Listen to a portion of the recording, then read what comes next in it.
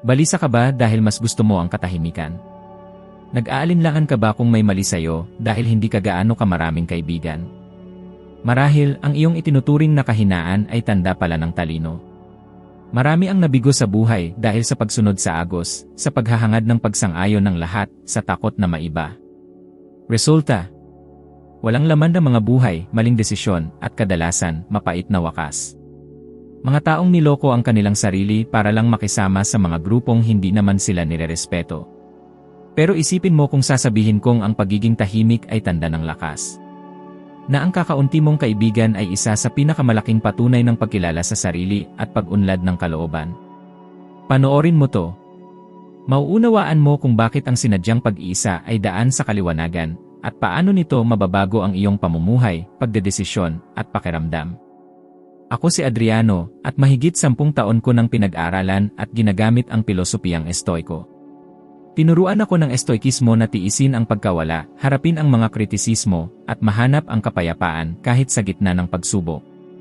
Ngayon, ibabahagi ko ang 4 na makapangyarihang aral ng Estoikismo na nagbago ng aking buhay at maaari ring magbago ng sayo. Napansin mo na ba na habang tumatanda ka, lumalayo ka sa ilang tao? Hindi ito dahil sa pagiging mayabang o hindi pagpaparaya. Nangyayari ito dahil umunlad na ang iyong pag-isip. Dahil hinahanap mo na ang higit pa sa mga panlabas na anyo, mga party, at walang kabuluhang kwentuhan. Nag-iisip ka na ng mas malalim, nakakaramdam ng mas matindi, at naghahangad ng buhay na may layunin. At, nakakalungkot man o nakakatuwa, hindi lahat ay nakakasabay sa iyong paglakad. Marami ang nagkakamali at inaakala itong pag-iisa sa lipunan, pero ang totoo, ito'y tanda na natututo kang protektahan ang iyong sarili. Natututo kang pumili. At ang buhay ay nangangailangan ng pagpili. Hindi ka unlad kung napapaligiran ka ng mga taong ayaw umalis sa kinatatayuan nila. Sabi nga ni Epictetus, iwasan ang pakikisalamuha sa mga taong walang alam. Hindi lang sila walang silbi, pati ikaw ay maaari nilang hilahin pababa. At ang aral na ito ay hindi lamang pilosopikal, praktikal, mahalaga, at makabuluhan sa kasalukuyan. Ilang beses ka na bang nakasama sa mga usapan na puro kababawan lang? Kung saan kailangan mong magpanggap na natutuwa, lunukin ang mga komento na salungat sa iyong prinsipyo, para lang hindi ka maiba. Iyan ay hindi pakikisalamuha. Iyan ay isang banayad na anyo ng panununog sa sarili.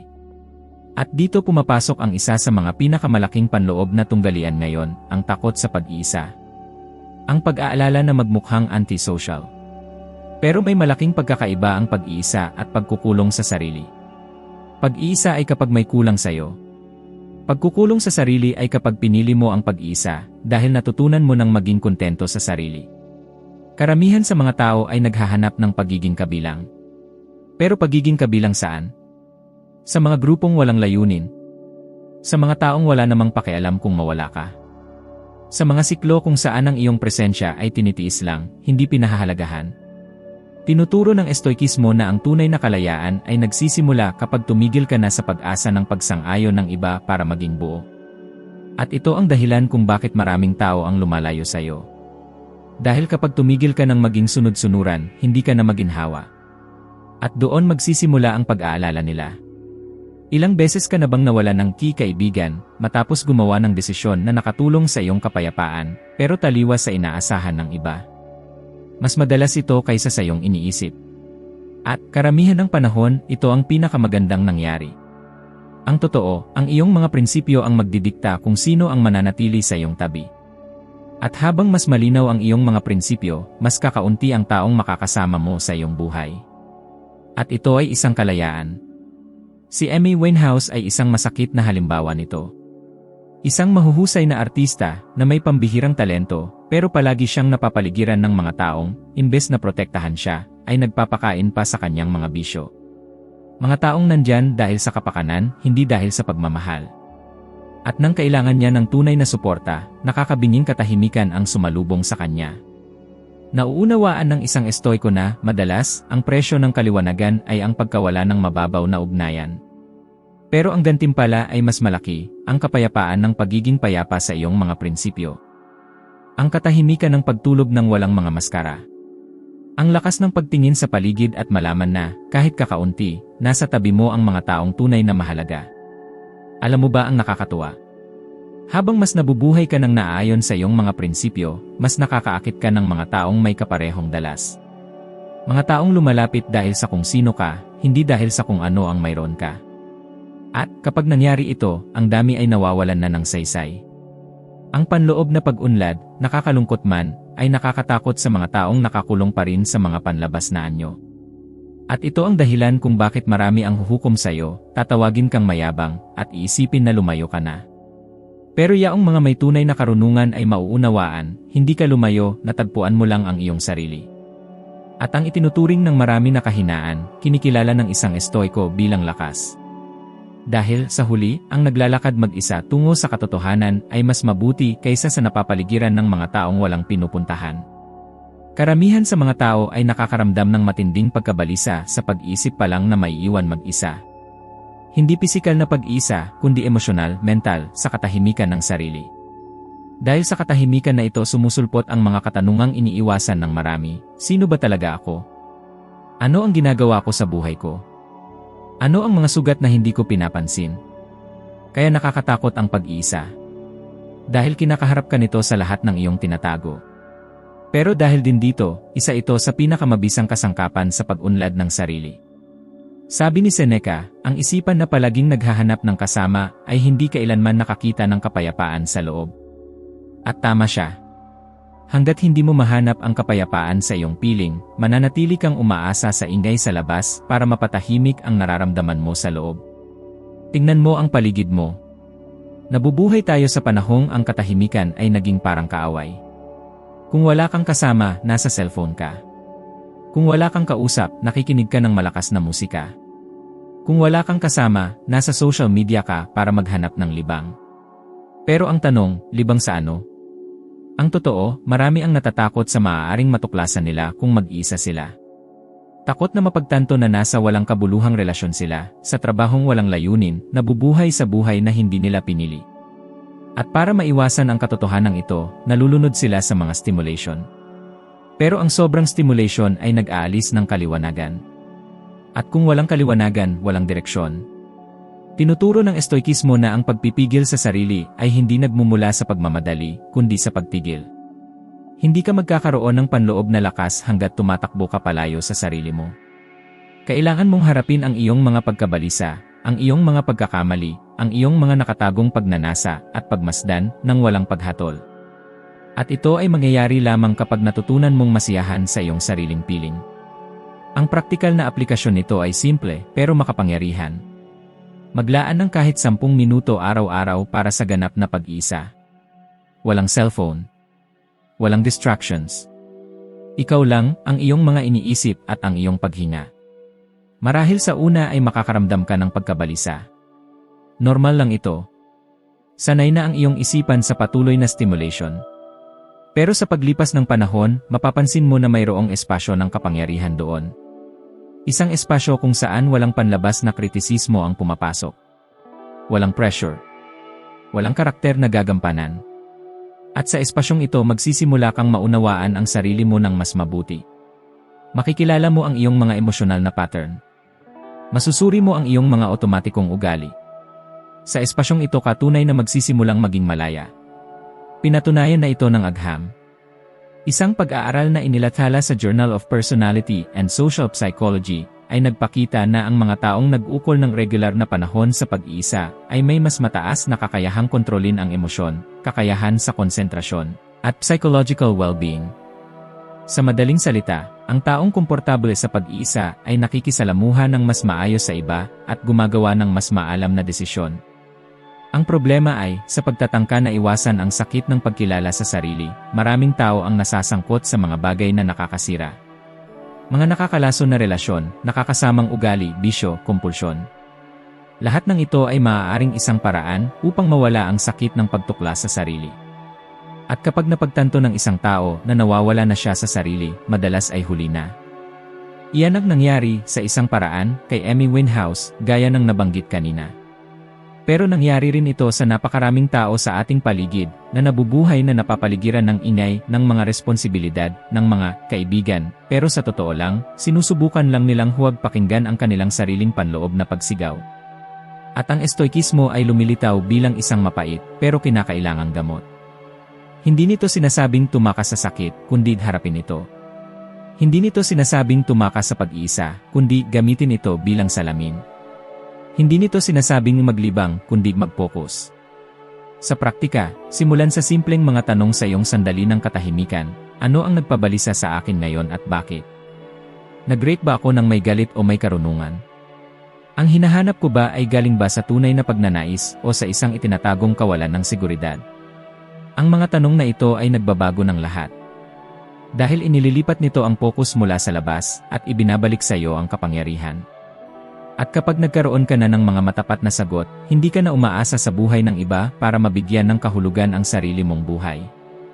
Ang pag-isa ay hindi tungkol sa paglayo sa mundo. Tungkol ito sa muling paghahanap sa sarili sa mundo. At ang muling paghahanap na ito, Adriano, ang siyang nagiging dahilan kung bakit ka hindi matitinan. Dahil ang taong nakakakilala ng lubos sa sarili ay hindi naliligaw sa kaguluhan. At higit pa rito, ang taong nakakahanap ng lakas sa katahimikan ay hindi nagpapaloko para sa kaunting atensyon. Dahil natutunan na niyang pakainin ang sarili sa kanyang sariling katotohanan. Napansin mo na ba kung gaano ka nakakapagod ang pagpapanatili ng mga relasyon para lang hindi magmukhang bastos? Para lang maiwasan ang mga alitan, o para lang hindi magmukhang malamig. Ilang beses mo nang napigilan ang mga salita, nilunok ang mga iniisip, at nagkunwaring sang-ayon, para lang mapanatili ang isang pagkakaibigan o isang social connection na, sa totoo lang, wala nang saysay. Dito naliligaw ang marami. Dahil nalilito nila ang pagiging magalang sa pagiging pasyente.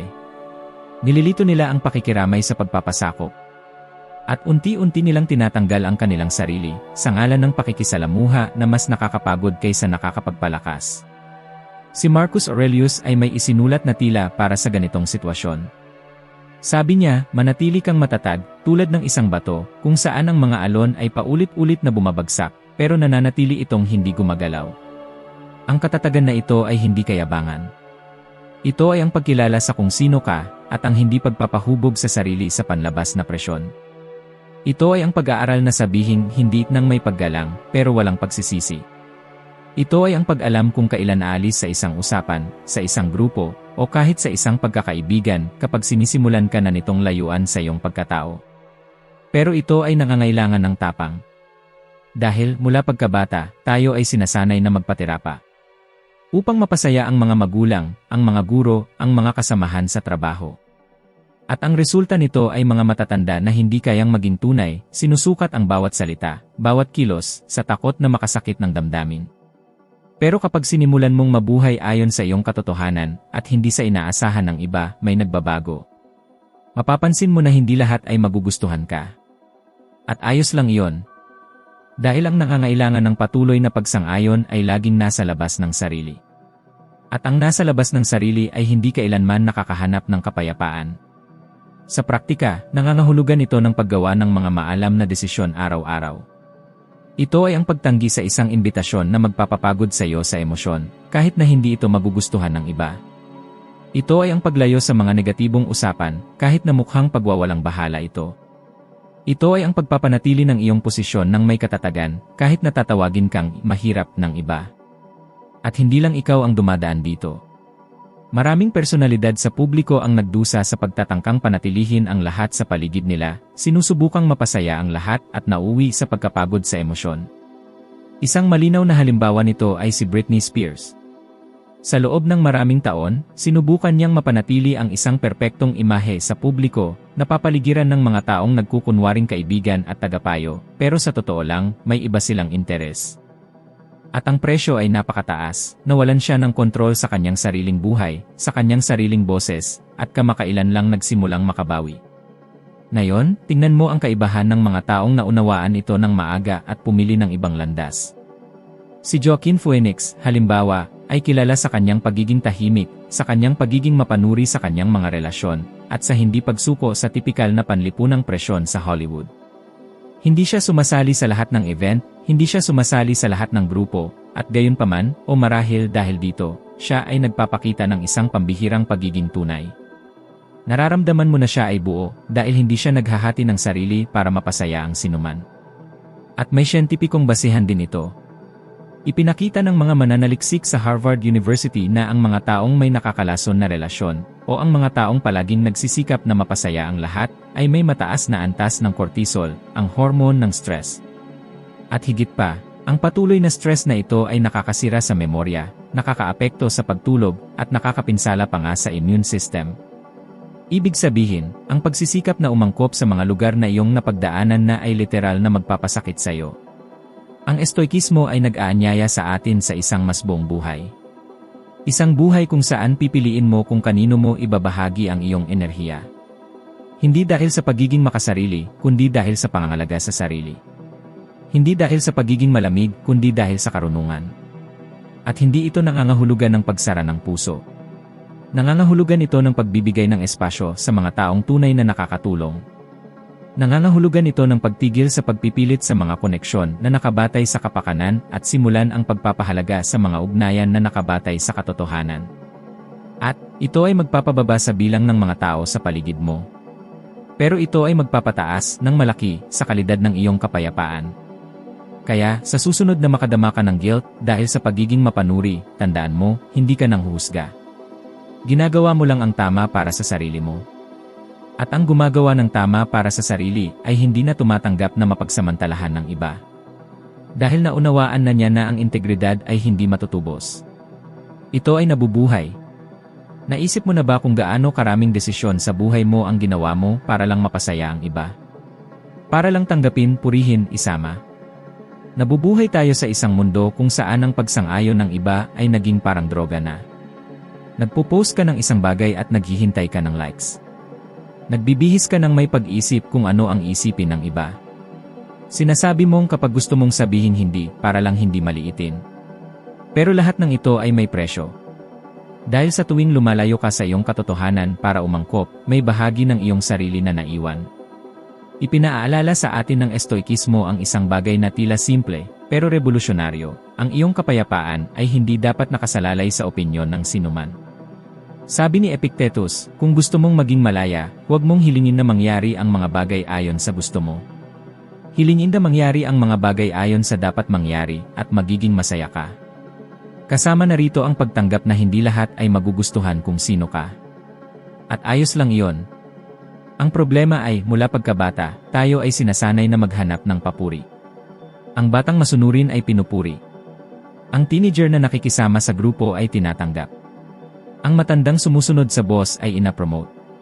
At habang tayo ay nawawala sa mga tahimik na palitan, kung saan ipinagbibili natin ang ating pagiging tunay para sa kaunting pagtanggap. Pero may panahon na ito ay may halaga. At madalas, ang halaga na ito ay ang ating mental health. Ang emotional exhaustion ng taong palaging nag-artista ng papel na hindi na kanya. Ang pagkabalisa ng taong kailangan maging perpekto palagi. Ang patuloy na pagkadismaya sa pakiramdam na, kahit gaano pa man siya magsikap, hindi ito sapat. May pangalan ito. Ito ay dependence sa external validation. At ito ang nasa likod ng maraming kaso ng depression, social anxiety, mababang self-esteem, at maging burnout. Ayon sa isang pag-aaral na inilathala ng American Psychological Association, ang mga taong may mataas na pangangailangan para sa pagsang-ayon ay mas malamang na magkaroon ng mga sintomas ng depression dahil sa patuloy na takot sa pagtanggi. Ang estoikismo ay nag-aalok ng ibang landas. Tinuturo nito na ang halaga ng isang kilos ay nasa intensyon nito at hindi sa mga papuring nabubuo nito. Na ang kabutihan ay nasa pagkilos ng matuwid kahit walang nakakakita. Isinulat ni Marcus Aurelius, kapag nagising ka sa umaga, sabihin mo sa sarili mo, ngayon ay makakatagpo ako ng mga taong pakialamero, walang utang na loob, mayabang, at manloloko. Pero sila ay ganyan dahil sa kawalan ng kaalaman sa tama at mali. Ako naman, nauunawaan ko ang ganda ng tama at ang pangit ng mali. Ibig sabihin, hindi mo kailangan ang pagsang-ayon ng iba para manatiling ikaw. Sa praktika, nangangahulugan ito ng pagtatanong sa sarili, ng may katapatan, bago ang bawat mahahalagang desisyon, ito ba ay galing sa akin o galing sa takot na husgahan? Pinipili mo ba ang damit dahil gusto mo o dahil natatakot ka sa isipin ng iba?